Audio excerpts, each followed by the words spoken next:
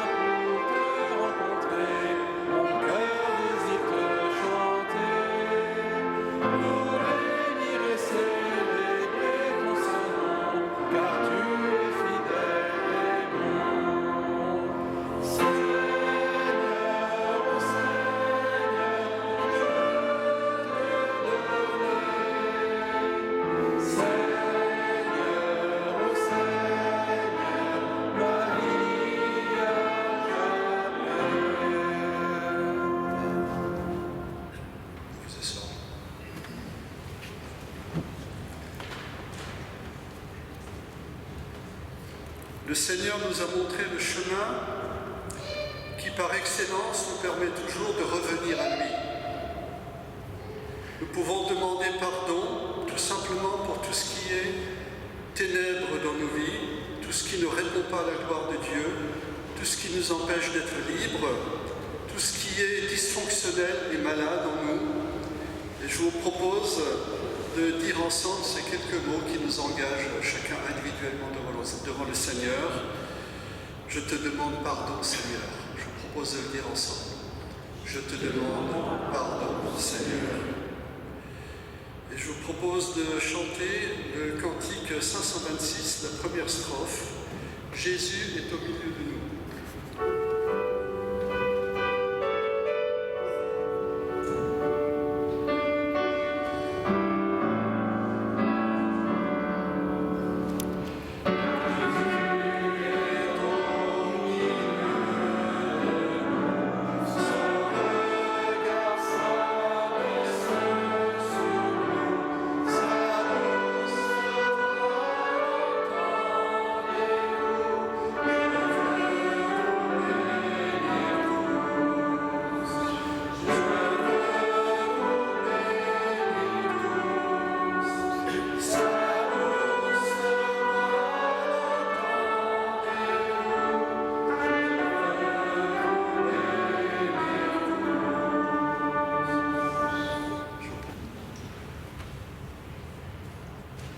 Ta parole, Seigneur, nous dit que là où le péché a abondé, la grâce a surabondé.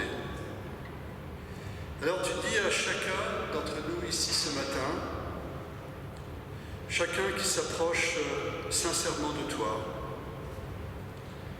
tu lui dis, mon enfant, je te connais depuis toujours, et depuis toujours je t'ai aimé. Alors non seulement je te pardonne, mais je te veux auprès de moi et je t'offre un chemin de vie, un chemin de guérison.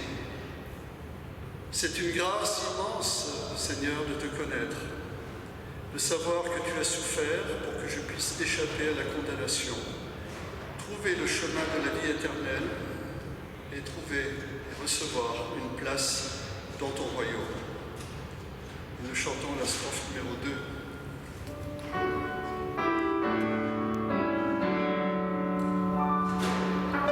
Jésus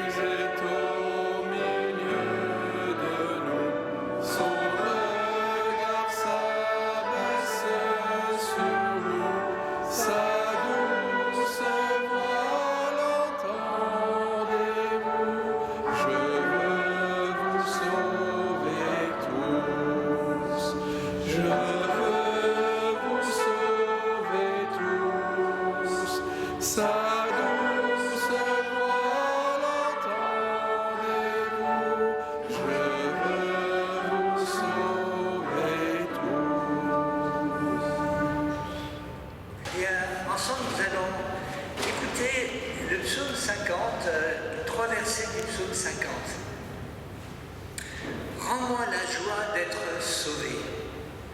Que l'Esprit généreux me soutienne. Aux pécheurs, j'enseignerai les chemins. Vers toi viendront les égarés. Celui qui offre pour sacrifice des actions de grâce me glorifie. Et celui qui veille sur ma voie, je ferai voir le salut de Dieu. Et nous chantons la troisième strophe du cantique 526.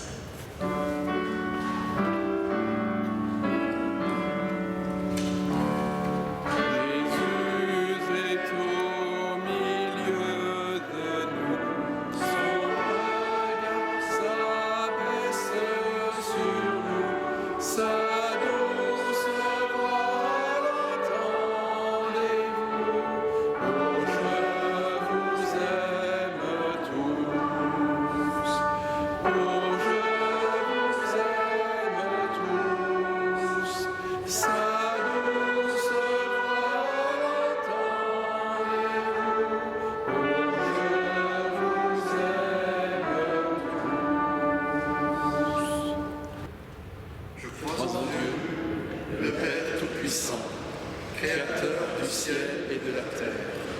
Je crois en Jésus-Christ, son Fils unique, notre Seigneur, qui a été conçu du Saint-Esprit et qui est né de la Vierge Marie.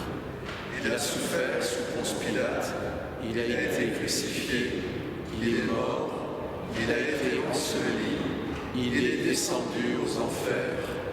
Le troisième jour, il est ressuscité des morts. Il est monté au ciel, il est assis à droite de Dieu, le Père Tout-Puissant. Il viendra de là pour juger les vivants et les morts. Je crois au Saint-Esprit, la Sainte Église universelle, la communion des saints, la rémission des péchés, la résurrection de la chair et la vie éternelle. Amen.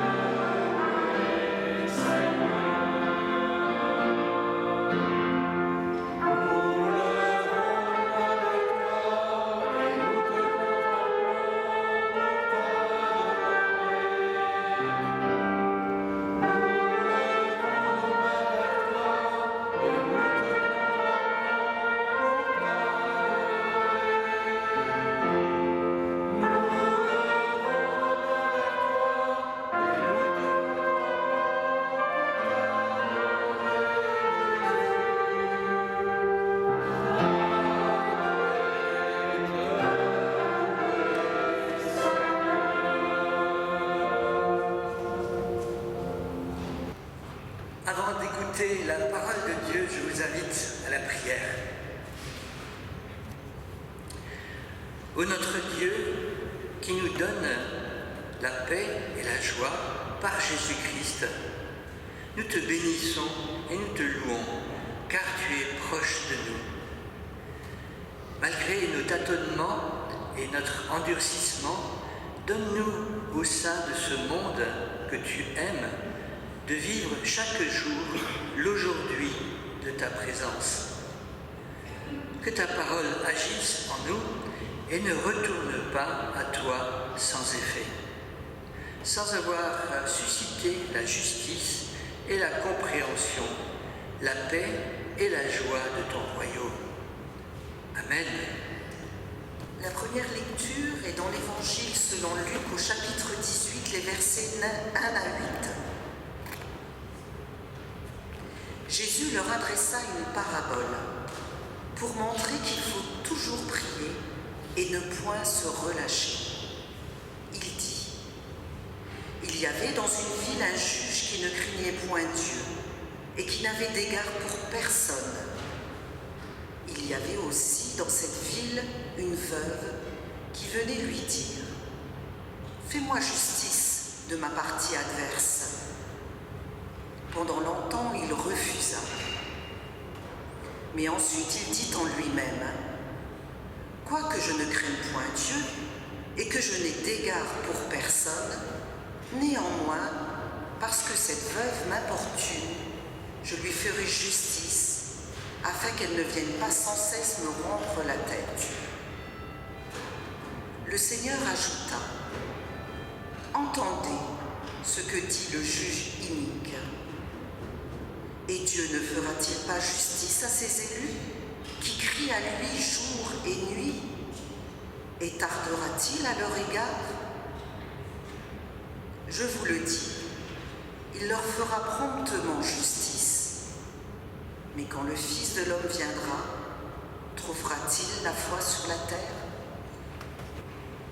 Et nous poursuivrons dans l'Évangile de Matthieu au chapitre 25, les versets 31 à 46. Dans ce texte, Jésus annonce le jugement des nations.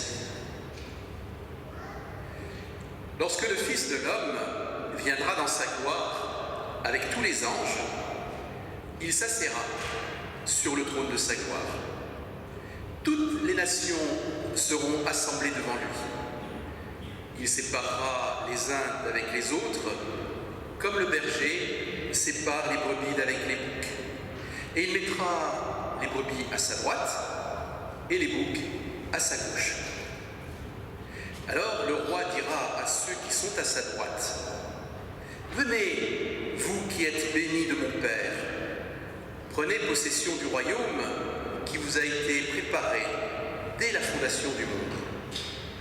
Car j'ai eu faim et vous m'avez donné à manger. J'ai eu soif et vous m'avez donné à boire. J'étais étranger et vous m'avez recueilli.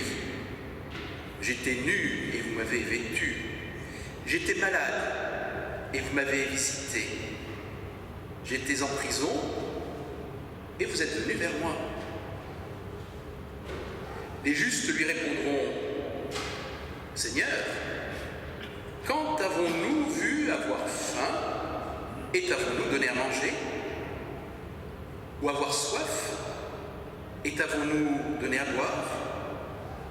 Quand avons-nous vu étranger et t'avons-nous recueilli ?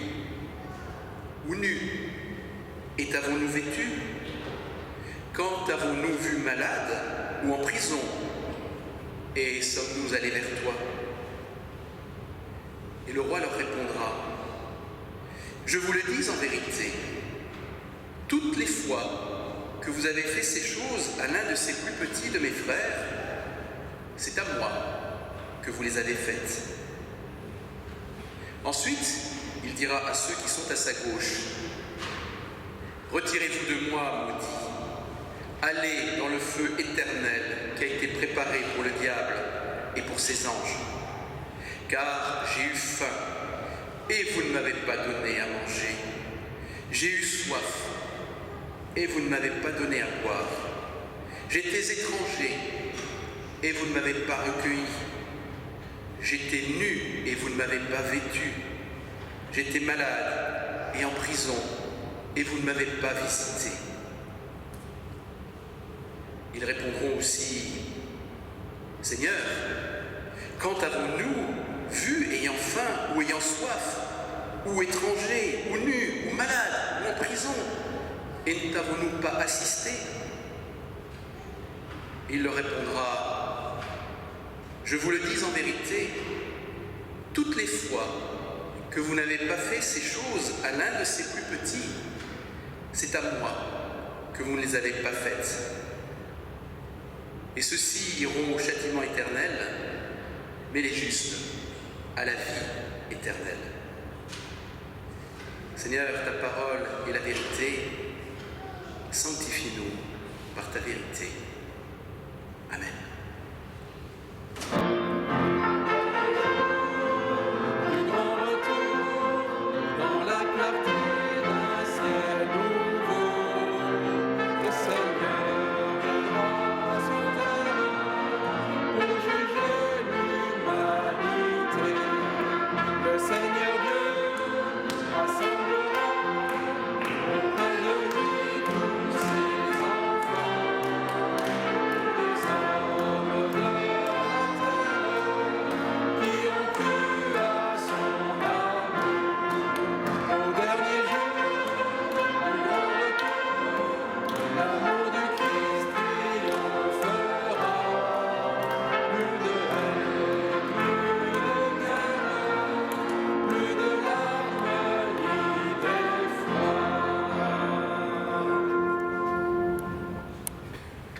On m'entend bien?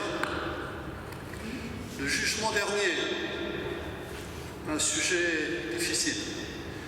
Difficile déjà pour moi parce que j'ai un peu galéré pour étudier ce sujet. Et je ne suis pas sûr d'en avoir fait le tour de la question. Mais c'est un sujet dont il faut parler. Il faut en parler parce qu'il est au cœur de notre foi. Quand nous avons récité ou lu, le credo tout à l'heure, je pense que nous l'avons fait de tout notre cœur. Bien, nous avons dans ce credo, dans le symbole des apôtres, nous avons une phrase qui dit « Jésus est assis à la droite de Dieu le Père Tout-Puissant, d'où il viendra juger les vivants et les morts. » Le jugement est nécessaire. Il est nécessaire pour quelle raison? Déjà pour qu'il marque en fait une transition entre la vie d'aujourd'hui et la vie à venir dans la réalité du royaume, j'allais dire dans la matérialité du royaume à venir. C'est comme une transition nécessaire qui fait un espèce de barrage. Un barrage qui va avoir quel effet? Qui va avoir l'effet d'éviter que le royaume de Dieu ne soit contaminé par le péché, qu'il ne soit contaminé par le mal. Donc il faut bien le stopper à un moment donné pour qu'on puisse vivre cette réalité pleine, joyeuse et selon les valeurs du royaume qui sont des valeurs de justice, de paix, de vérité, de droiture. Plus de guerre, plus de pleurs, plus de grincement de dents. Ça c'est la bonne nouvelle du royaume de Dieu. Mais pour qu'on puisse connaître cette réalité-là, il faut bien qu'à un moment donné, l'adversaire, celui qui veut le mal, eh bien celui-là il soit stoppé et donc il n'a pas sa place dans le royaume à venir. Il faut bien un jugement à ce moment-là. Mais le jugement peut faire peur. La difficulté, parfois pour nous, même pour les chrétiens, nous qui croyons, nous qui lisons la Bible, nous qui venons au culte, parfois c'est une réalité, on se dit, mais est-ce que j'y ai vraiment ma place dans ce royaume? Est-ce que j'y ai vraiment ma place? Alors quand on voit un texte comme celui qui nous est donné ce matin, intitulé « Le jugement des nations », dans Matthieu chapitre 25, on voit Jésus,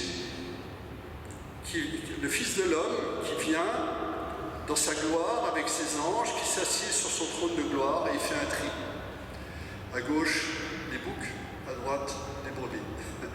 Les brebis pour la félicité éternelle et les boucs en fait pour la perdition. Image difficile.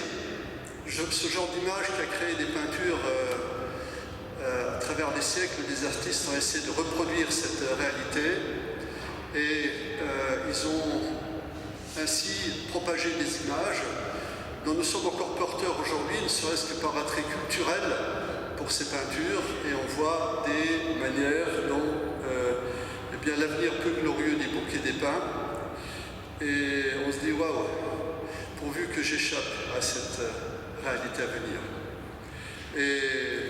Mais tout cela reste des représentations d'artistes qui, à un moment donné, ont vu les choses comme ça. Ce n'est pas forcément, à travers tous les siècles, la même représentation qu'on peut en avoir.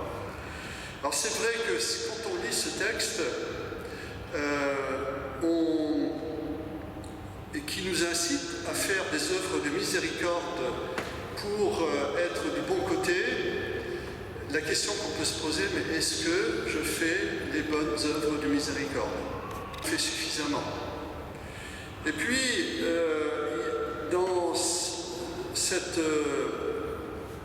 avant ce passage du jugement des nations, il y a deux paraboles, début du chapitre 25, et ces deux paraboles sont la parabole des 10 vierges et la parabole des talents.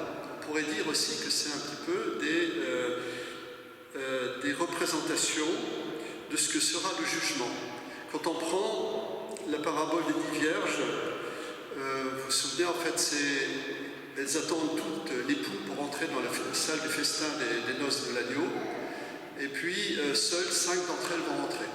5 autres ne vont pas rentrer. Pourquoi elles ne vont pas rentrer? Parce qu'elles n'ont pas été vigilantes, parce qu'elles n'avaient pas d'huile. C'est encore et à un moment donné, donc l'époux arrive, et seules 5 d'entre elles sont là, parce que les autres sont partis chercher de l'huile pour leur lampe, et l'époux va venir, bien sûr, quand elles ne seront pas là. Elles n'entreront pas dans le festin des noces de l'agneau, et nous avons cette parole difficile de l'époux qui dit « En vérité, je ne vous connais pas ». Une autre représentation de ce que peut être le jugement. Une autre encore, c'est la parabole des talents, toujours dans Matthieu chapitre 25, où vous avez le maître de maison qui s'en va, on ne sait pas pour combien de temps, et il confie la gestion de ses biens, de ses propriétés, il la confie à 3 de ses serviteurs. Donc un va donner 5 talents, l'autre 2, l'autre 1 talent. Et il y a le malheureux dernier qui n'a qu'un seul talent, qui va l'enfuir, qui ne va rien en faire. Et que va dire le maître?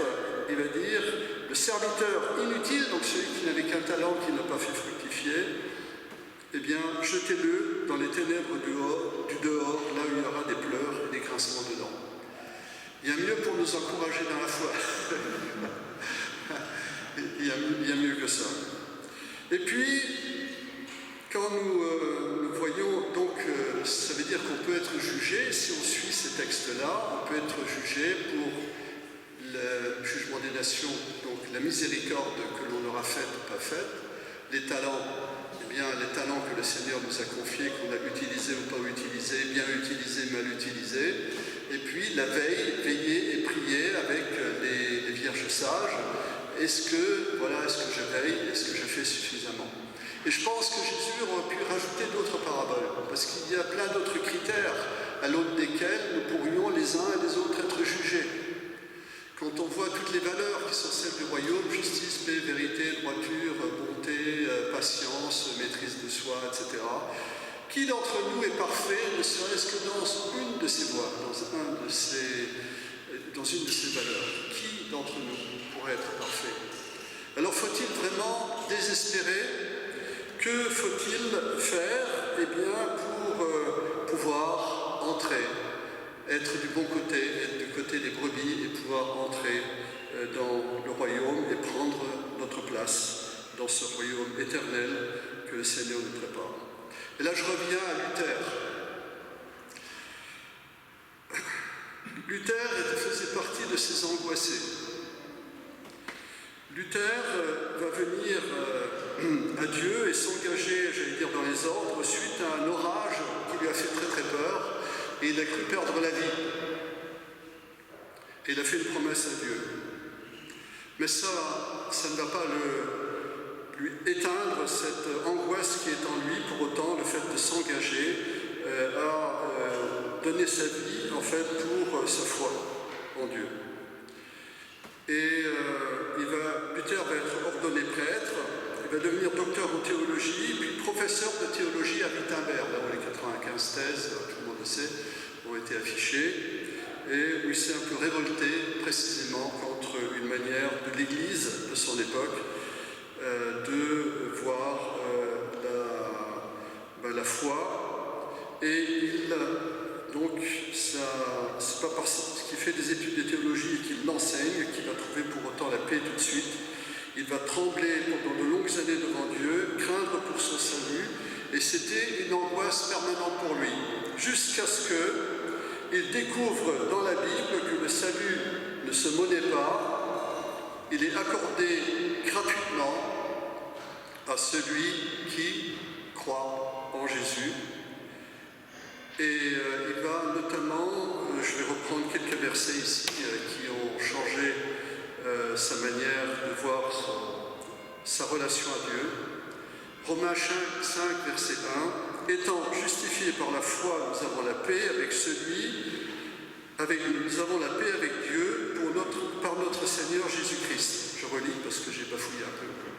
Étant justifiés par la foi, nous avons la paix avec Dieu par notre Seigneur Jésus-Christ. Romains 3, verset 20. Quant à celui qui ne fait pas d'œuvre, mais qui croit en celui qui justifie l'impie, sa foi lui est comptée comme justice. C'est une parole qui on trouve déjà dans l'Ancien Testament, notamment avec Abraham. Voilà, à celui qui ne fait pas d'œuvre, mais qui croit. Donc même si à la limite, ce que dit le texte, il va à la limite, au bout de la grâce, c'est à la limite, même si vous ne faites pas d'œuvre, vous pouvez être sauvé. C'est une extraordinaire bonne nouvelle. On voit d'un côté, en fait, tout le poids que l'on peut avoir sur les épaules à vouloir faire le mieux possible dans tous les domaines, puis d'un autre côté, quelque chose de léger qui nous arrive. Suis le Seigneur Jésus-Christ. Confie-toi en lui et une relation à lui, et il va porter tous les fardeaux. Jésus est venu, on le sait tous, pour porter nos péchés. Mais il va nous pardonner, il va nous sauver, bien entendu, pas seulement si on croit en lui, parce que vous connaissez les textes qui disent, voilà, même celui qui croit le plus grand croyant, c'est le diable, et il tremble en fait devant Dieu. Parce qu'il connaît la réalité pleine et entière de Dieu, même que nous ne connaissons pas. Il en sait beaucoup plus sur Dieu d'un côté que nous. Mais nous, la différence par rapport à lui, c'est que lorsque nous voulons suivre le Christ, nous voulons entrer en relation avec lui. Et nous lui disons, deviens mon Seigneur. Et il y a une seule condition, en fait, pour que la grâce de Dieu vienne à nous, c'est que nous allions sincèrement vers lui et que nous lui demandions pardon de si mal le connaître, que nous lui demandons, viens te révéler davantage à moi, viens dans ma vie et viens changer ma vie. C'est différent, c'est plus profond. Et c'est ça qui change notre vie, et c'est ça qui nous rend la vie dans la relation à Dieu beaucoup plus légère. Beaucoup plus légère. Et à partir de là, nous n'avons plus cette angoisse. Nous rentrons dans une forme de liberté dans notre foi et d'enthousiasme dans notre foi. Il y a ce fameux verset qu'aiment beaucoup les évangéliques, mais qu'on peut tous aimer et connaître par cœur, Jean 3,16, Dieu a tant aimé le monde qu'il a donné son Fils unique afin que quiconque croit en lui ne périsse pas, mais qu'il ait la vie éternelle. Que quiconque, voilà. Alors osons, les uns les autres, être le quiconque. Il ne nous demande pas d'être quelqu'un de super doué, quelqu'un qui réussit dans la vie, quelqu'un qui réussit à accomplir tous les commandements surtout, mais il s'adresse à quiconque, et je suis ce quiconque, à qui il s'adresse et à qui il adresse la bonne nouvelle du salut par la grâce.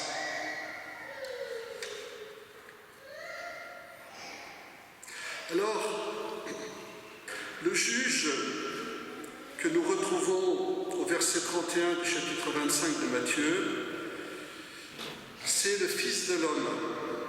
Lorsque le Fils de l'homme viendra dans sa gloire avec tous ses anges, il s'assiera sur son trône de gloire et puis donc il exercera le jugement. C'est quand même un drôle de juge que l'on retrouve là sur le trône. C'est celui qui vient nous sauver, qui s'établit en fait en juge.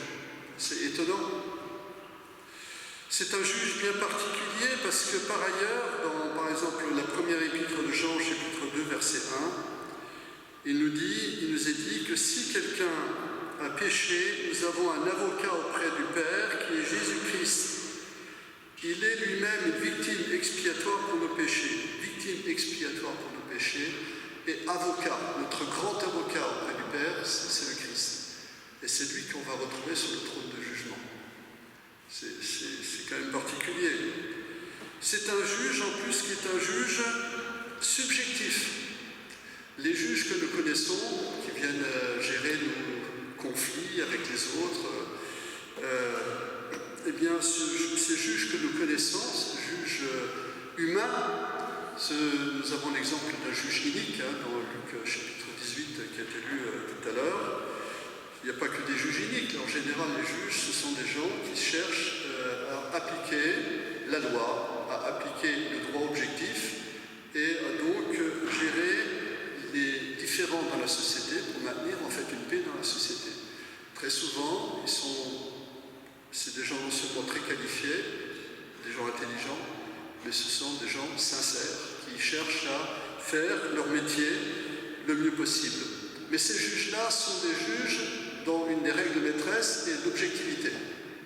C'est-à-dire, j'essaie d'être impartial, j'essaie d'appliquer le droit, et c'est le droit qui va maintenir les liens dans la société et qui va maintenir une forme de paix dans la société.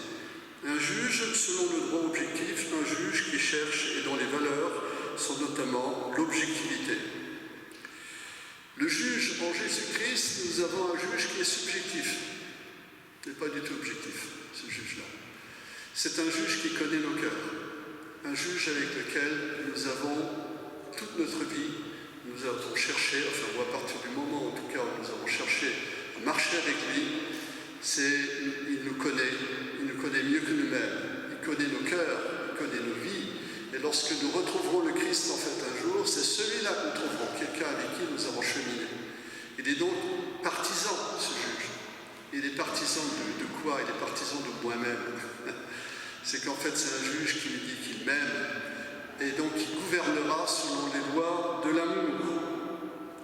C'est aussi un juge qui ne veut pas juger. Jean chapitre 12, verset 47. Je suis venu non pas pour juger le monde, mais je suis venu pour le sauver. Et il ajoute, mais, celui qui me rejette, qui ne reçoit pas mes paroles, a déjà son juge. La parole que j'ai prononcée, c'est elle qui le jugera au dernier jour. C'est-à-dire, quelque part, le jugement pour nous chrétiens, il s'accomplit déjà aujourd'hui. Lorsque nous, à partir du moment où nous tournons vers lui, à partir du moment où nous lui demandons pardon, à partir du moment où nous l'invitons dans notre vie, il vient dans nos vies. Il vient habiter dans nos vies par le Saint-Esprit. Avec lui, nous établissons une vie de dialogue. Nous établissons une relation. Nous établissons une relation d'amour. C'est pour ça que le jugement est déjà accompli à partir de ce moment-là. Il est accompli dans nos vies. Et quand nous le retrouverons, nous n'aurons pas besoin d'avoir de crainte. Nous pourrons rentrer dans la joie de notre Maître.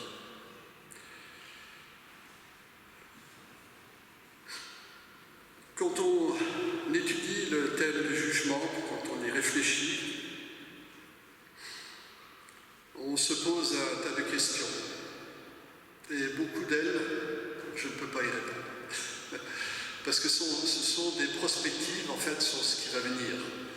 Notamment parmi les questions que l'on se pose, mais qu'en est-il? Qu'est-ce qui se passe entre la mort et le jugement? Combien de temps va-t-il s'écouler?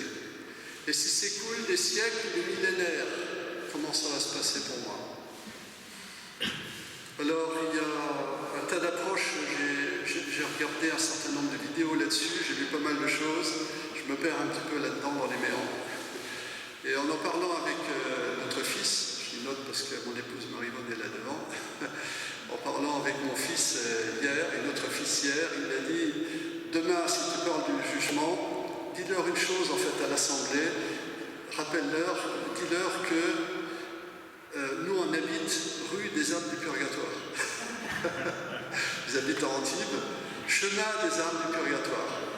Et même dans le chemin des âmes du purgatoire où ils habitent, il y a un réservoir des âmes du purgatoire.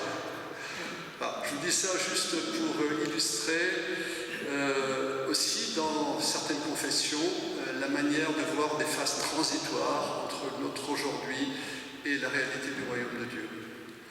Nous pouvons avoir nos représentations là-dedans. Il y a un excellent ouvrage qui a été écrit par C.S. Lewis qui s'appelle Le Grand Divorce, dans lequel est l'autobus du paradis. Il y a 2 titres en fait pour cet ouvrage, et dans lequel est décrit, Lewis essaye de décrire un peu une situation intermédiaire justement, un endroit à partir desquels les gens, une fois morts, tous les jours prennent l'autobus pour aller vers le paradis. Et puis il se passe des choses, je vous invite à le lire, ce livre, il est excellent. Il faut le lire un peu comme un manuel, ça ne se lit pas comme un roman, mais il est extrêmement intéressant et on voit d'une manière assez réaliste et à la manière de Lewis, dont on peut décrire en fait cette phase transitoire. Moi en tout cas je m'en tiens à une chose, je trouve souvent que les meilleures idées c'est les plus simples. Moi ce que je vois pour cette phase transitoire, je vois le brigand sur la croix. Et rappelez-vous, donc il y avait 2 brigands. Il y en a un qui disait du mal de Jésus, qui disait écoute, si tu es le Christ, alors descends-nous de la croix, si tu n'es pas capable de faire, c'est que tu n'es pas Christ. Enfin, j'extrapole un petit peu, mais c'est à peu près l'idée. Et vous avez l'autre qui s'adresse à l'autre, le deuxième brigand qui s'adresse au premier et qui lui dit mais t'as pas peur toi de mourir en fait, peut-être que lui en fait il peut nous sauver, et nous on a fait le mal, et si on est sur la croix c'est qu'on l'a peut-être mérité, mais lui là il est complètement innocent, il ne l'a pas mérité. Et donc il s'adresse après à Jésus et lui dit écoute, est-ce que tu peux avoir une petite place pour moi auprès de toi? Et qu'est-ce qu'il dit le Christ? Il dit quoi? Aujourd'hui tu seras avec moi dans le paradis, tu seras avec moi dans le royaume. Il dit aujourd'hui, c'est quelque chose qui se passe dans l'instant. Voilà, ils sont tous les deux là sur la croix, le Christ est le bon brigand, j'allais dire, celui qui fait le bon choix, en tout cas. Et donc ils sont là tous les deux et le Christ lui dit, voilà, eh écoute, tu seras avec moi. Qu'est-ce qu'il a fait le brigand pour y aller? Je pense que Christ, il savait ce qu'il disait. Et donc le brigand devait se retrouver ensuite avec le Christ. Mais qu'est-ce qu'il a fait le brigand? Il n'a rien fait de particulier. Et il dit simplement je reconnais qui tu es et puis j'ai vraiment envie d'être avec toi. Donc il a reconnu le cœur du Christ. Et ce cœur de Christ l'a touché profondément. Et il a fait un choix et ça a suffi pour qu'il puisse rentrer dans le royaume de Dieu. Alors est-ce qu'il va devoir ce bon brigand attendre de longs siècles la résurrection, ou est-ce que c'est vraiment le soir même? Même en fait, si on devait attendre des millénaires en fait en situation de mort, une fois qu'on est mort, on ne voit plus le temps qui passe, on ne sent plus. Donc quand on se réveille, en fait, c'était comme si on venait de s'endormir, comme si on venait de partir. Et voilà, donc en fait c'est quelque chose de simple qui nous est demandé pour pouvoir être du bon côté au jour du jugement. Et même le jugement a déjà eu lieu à partir du moment où nous nous tournons sincèrement vers le Christ. Oui, Jésus a tout accompli. Il a tout accompli en mourant pour nous sur la croix, pour que, par la foi, c'est ça notre part, nous nous approprions la grâce du salut et que nous entrions avec Jésus en relation avec le Christ par le Saint-Esprit. Bien sûr, si nous entendons sommes tous en capacité d'entendre le message de grâce, mais il nous est demandé de faire un pas. Le seul pas qu'il nous est demandé de faire, c'est de nous approprier cette grâce. C'est que cette grâce, elle m'est accordée, mais il faut bien entendu que je l'accepte et que j'ai envie de suivre en fait le Christ. Voilà. Une des particularités aussi du jugement, c'est que comme le disait le Christ, d'une certaine manière, c'est nous-mêmes qui nous jugeons. Est-ce que j'ai envie d'aller avec lui ou est-ce que j'ai pas envie d'aller avec lui? Au bout du compte, c'est ça qui nous est demandé, c'est de faire un choix. Il faut engager nos vies à la suite du Christ. Voilà, il faut vraiment qu'on ait envie de le suivre pour entrer dans cette relation où je puisse réaliser combien je suis aimé, que je puisse me laisser aimer par le Christ. Parce que c'est difficile de se laisser aimer par quelqu'un. Enfin, si on ne fait pas un pas vers la personne quelqu'un peut dire je t'aime, mais si je n'accepte pas cet amour, si je n'y crois pas, si je ne l'accepte pas, si je ne me nourris pas en fait de cet amour, je vais rester à l'écart de cet amour. Ça c'est mon choix en fait de me laisser aimer ou pas. Donc là, voilà, il faut nous laisser aimer par le Christ pour pouvoir nous-mêmes l'aimer en retour, et c'est ainsi que probablement aussi je vais accomplir, une fois que je suis rentré dans cette relation d'amour avec le Christ, c'est là que je vais véritablement pouvoir faire les bonnes actions de miséricorde, utiliser mes talents, et aussi être en veille et d'une certaine manière aussi impatient de voir le Christ. Mais il ne s'agit pas de galvauder notre vie terrestre, il s'agit de pleinement la vivre, de pleinement utiliser nos talents et de rentrer pleinement dans ce chemin de vie, de sanctification, j'allais dire un chemin de guérison pour nous les uns les autres. Parce que le jugement n'a pas que pour effet en fait de nous faire aller dans le royaume de Dieu, mais c'est aussi dès aujourd'hui de changer nos vies pour que nos vies puissent être des vies où nous aimons Dieu, mais où nous accomplissons non seulement le premier des commandements, mais aussi le second des commandements, où nous puissions aller vers les autres, pour aussi aimer les autres et trouver pleinement aussi notre place dans cette vie, dans cette société, pour que nous puissions aussi dans cette société être du bon côté. Être du bon côté, c'est par exemple, lorsqu'il y a le feu, j'ai le choix en fait d'être un pyromane ou j'ai le choix d'être un pompier. Voilà. Le Seigneur nous appelle, s'il y a des maladies, il appelle les gens à être des personnes qui apportent la guérison. S'il y a des gens qui font des œuvres de destruction, le Seigneur nous appelle à faire des œuvres de construction. C'est ça aussi notre chemin, où lequel nous-mêmes et l'Église, avec un grand E, sommes appelés à nous encourager pour, dès aujourd'hui, vivre et défendre les valeurs du royaume de Dieu. Amen.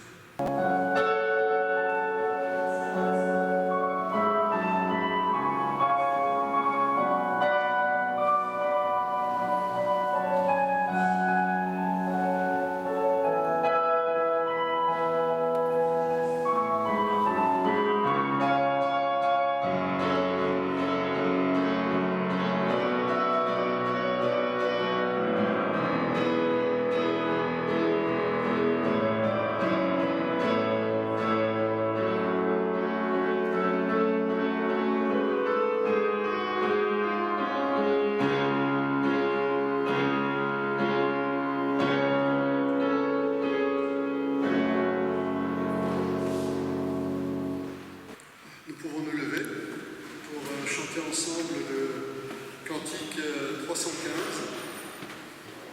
Quand s'éveilleront nos cœurs, nous chanterons les 3 strophes.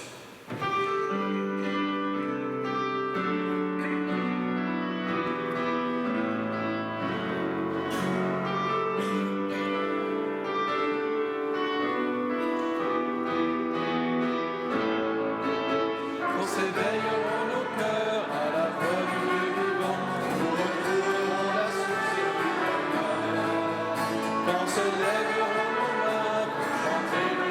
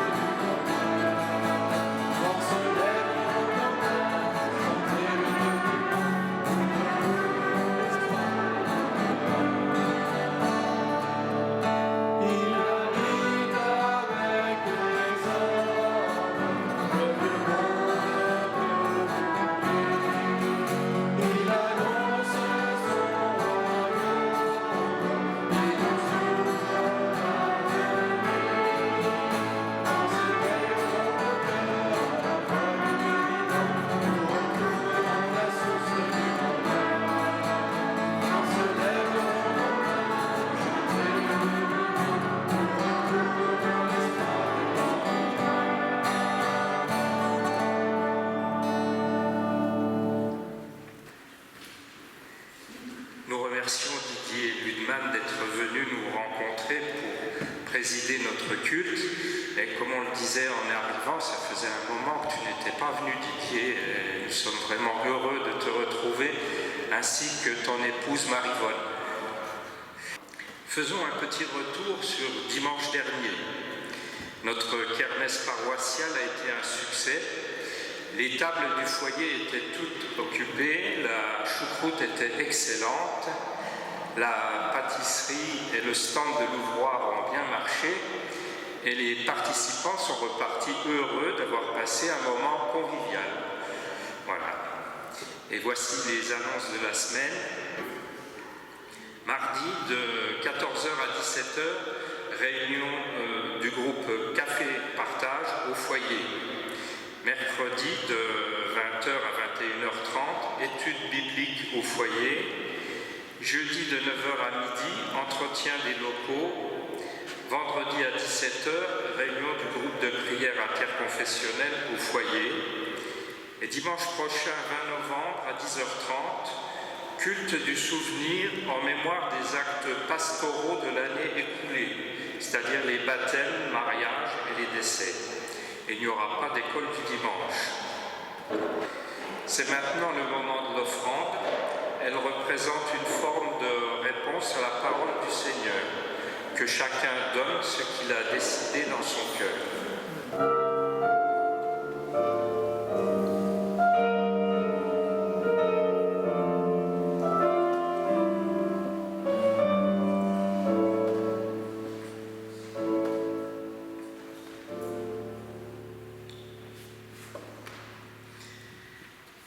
Je vous invite à la prière.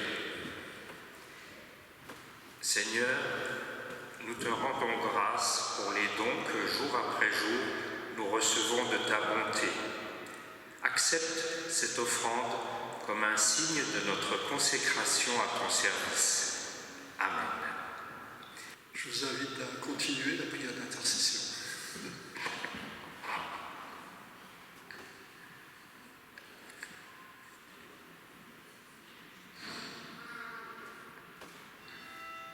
Seigneur, que la parole que nous avons entendue aujourd'hui,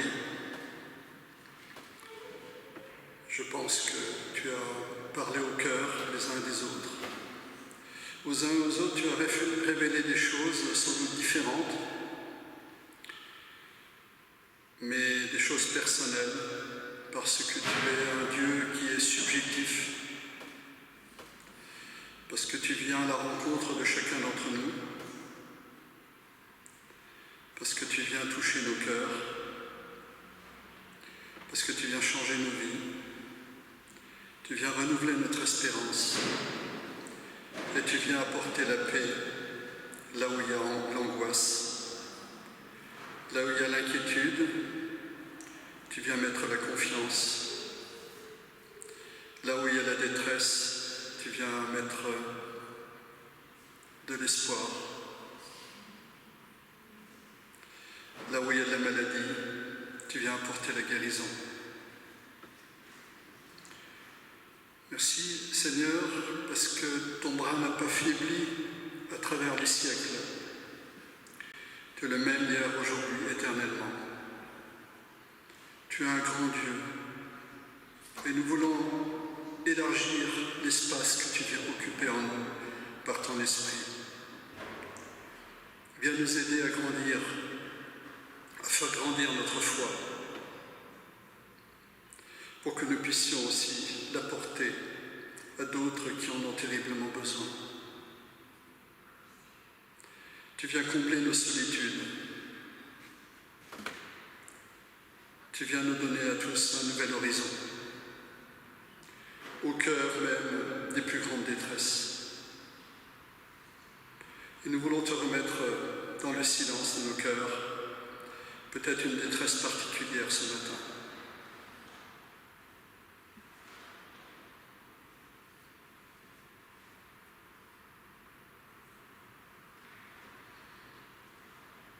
Et tu nous dis, mon enfant, je t'ai vu, je t'ai entendu. Sois assuré de ma présence à tes côtés. Je te montrerai le chemin.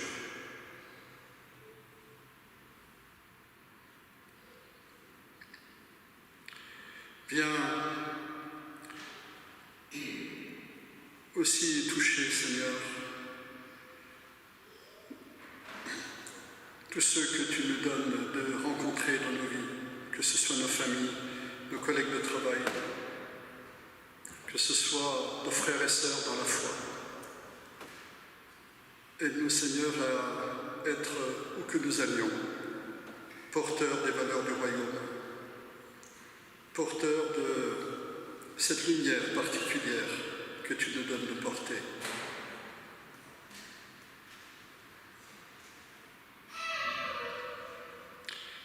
Viens, Seigneur,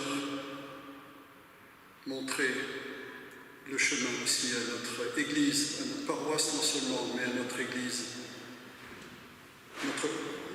Nos églises de la même confession, mais aussi d'autres confessions. Car tu es un Dieu qui dépasse tous nos clivages. Et tu es un Dieu d'espérance pour toutes les confessions, mais aussi pour le monde entier. On vient aider notamment nos responsables d'Église pour qu'ils puissent nous aider à tracer de nouvelles perspectives pour que nous puissions retrouver une voix prophétique dans ce monde en détresse. Amen. Nous voulons dire ensemble, nous lever ensemble pour dire cette prière que tu nous as apprise. Notre Père, qui es aux cieux, que ton nom soit sanctifié, que ton règne vienne, que ta volonté soit faite sur la terre comme au ciel. Donne-nous aujourd'hui notre pain de ce jour. Pardonne-nous nos offenses, comme nous pardonnons aussi à ceux qui nous ont offensés. Et ne nous laisse pas entrer en tentation, mais délivre-nous du mal, car c'est à toi qu'appartiennent le règne, la puissance et la gloire pour les siècles des siècles. Amen. Dans l'épître de Jacques, il est dit que la miséricorde triomphe du jugement. L'Éternel est bien plus qu'un juge, il est aussi un Père miséricordieux qui nous aime et nous appelle à recevoir en nous son amour et sa grâce. Que l'Éternel te bénisse, qu'il te garde, que l'Éternel fasse briller son visage sur toi et t'accorde sa grâce. Que l'Éternel se tourne vers toi et te donne sa paix. Amen. Je me confie en toi, le 154, les 2 strophes.